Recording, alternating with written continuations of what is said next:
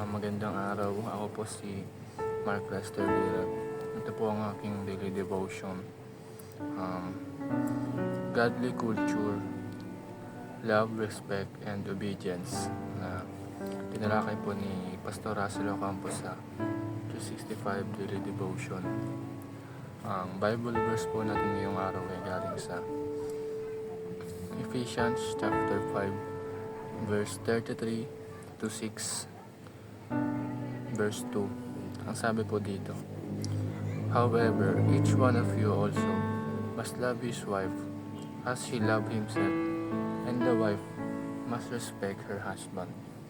Children, obey your parents in the Lord, for this is right. Honor your father and mother, which is the first commandment with a promise.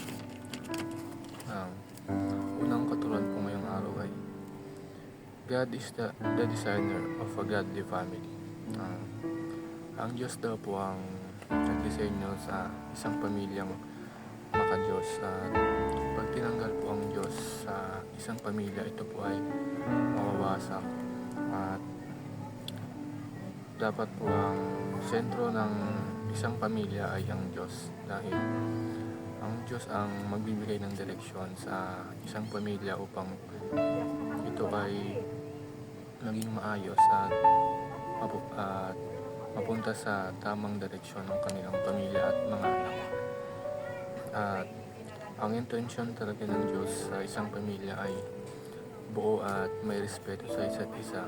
May respeto ang anak sa magulang at may respeto rin ang magulang sa anak. Second teaching po is parents are the stewards of the godly family.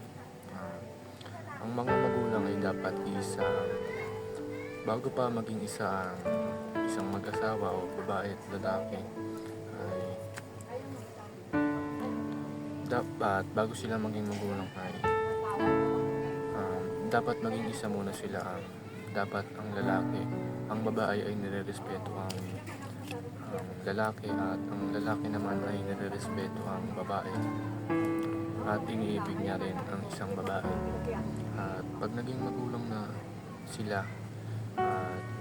ang mga magulang na ang magtuturo kung paano maging maka-Diyos, kung paano sila malalapit at malalaman ang paturuan ng Diyos at utos ng Diyos. Huling paturuan is children are the heirs of the godly family. Ang mga anak ang mamana sa maka-Diyos na kultura ng isang pamilya. Sila din ang magpapatuloy nito kapag sila ay nagkaanak na at nagkapamilya. At pag napatuloy nila ito, ituturo din nila sa kanilang mga anak ang pagiging maka-Diyos, at ituturo din nila ang pagpapatuloy ng isang godly culture sa isang pamilya. Ang realizations ko po sa devotion ito is mahalaga na yung isang pamilya ay ang sentro nito ay Diyos, dahil kapag wala ang Diyos sa isang pamilya, ito ay magulo at hindi buo. Yun lamang.